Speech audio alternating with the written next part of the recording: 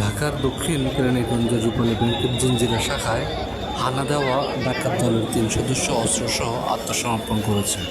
বৃহস্পতিবার বিকেল 5:30টার দিকে তারা আত্মসমর্পণ করে বলে জানিয়েছেন র্যাব 10-এর অধিনায়ক খলিলুর রহমান হাওলাদার।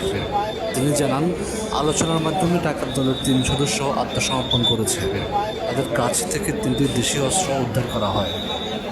এর আগে দুপুর 2টার দিকে ডাকাতরা গ্রাহকের ছদ্মবেশে ব্যাংকে ঢুকে অস্ত্রের মুখে ব্যাংক কর্মকর্তাদের জিম্মি করে।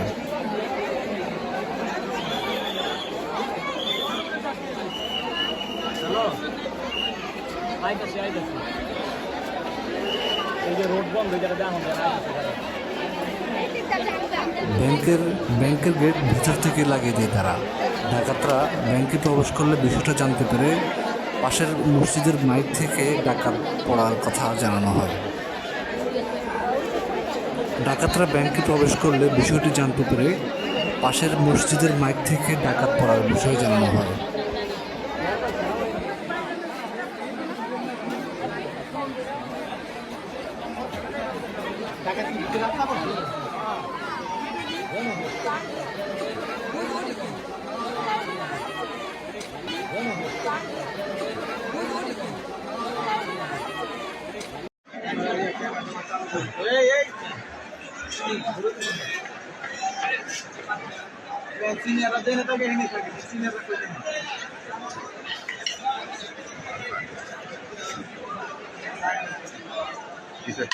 পরে আশপাশের কয়েকশো লোক ব্যাংকের ওই শাখাটি ঘেরাও করেন।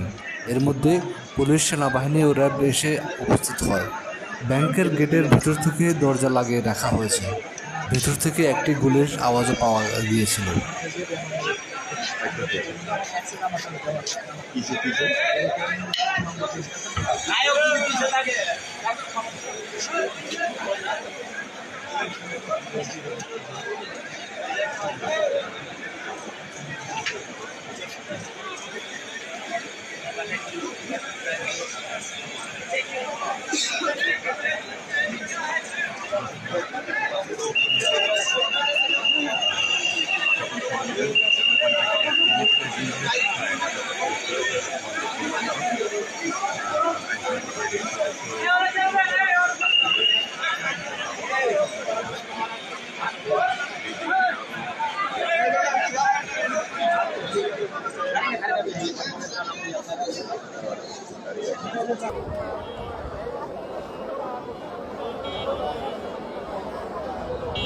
এ ব্যাপারে চুনকুনিয়া এলাকার বাসিন্দা মোতালেব হোসেন জানান, দুপুরের দিকে হঠাৎ ব্যাংক এলাকা থেকে ডাক চিৎকার শুনে আমরা দৌড়ে যাই।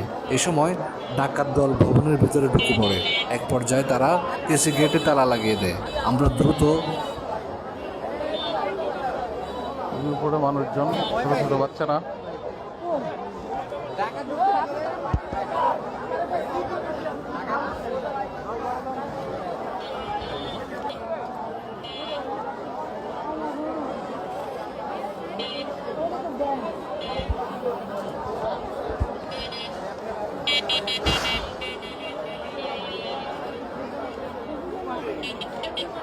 এখানে চেষ্টা চালাচ্ছে এবং দাঁড়িয়ে রয়েছে।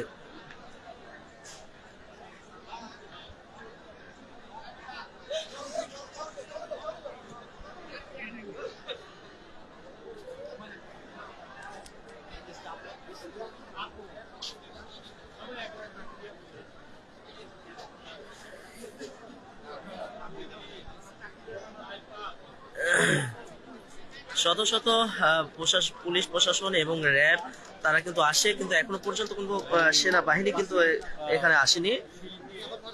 থানায় তথ্যটি জানায়। পরে পুলিশ ঘটনাস্থলে আসে। এরপর র্যাব, সেনাবাহিনী এসে উপস্থিত হয়। এখনও ভেতর থেকে কাউকে উদ্ধার করা হয়নি।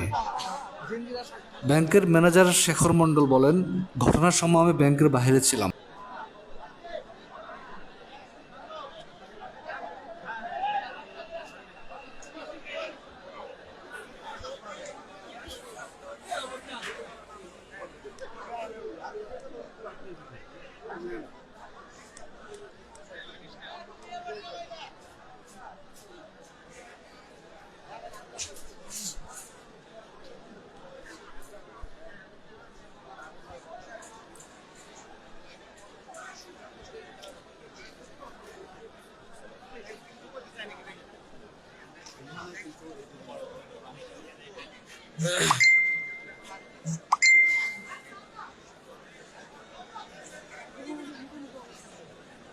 দর্শক এখন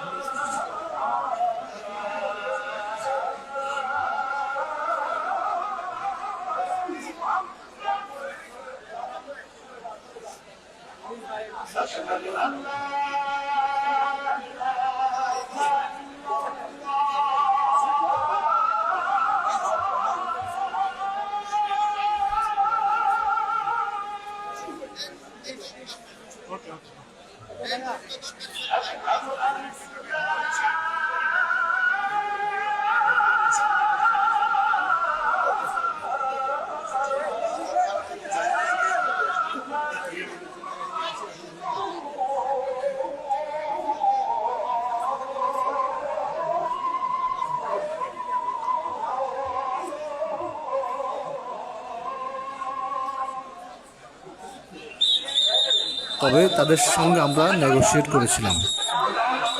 ব্যাংকের জেনারেল ম্যানেজার ইসমাইল হোসেন শেখ বলেন, ব্যাংকের ভেতরে 3 জন ডাকাত অস্ত্রসহ ঢুকেছিল, নিরাপদ প্রস্থান ও 15 লাখ টাকা দাবি করেছিল। বিষয়টি নিশ্চিত করেন দক্ষিণ কেরানীগঞ্জ থানার ভারপ্রাপ্ত কর্মকর্তা মাজহারুল ইসলাম। তিনি বলেন, ব্যাংকের ভিতরে 3 থেকে 4 জন ডাকাত অবস্থান করেছিল।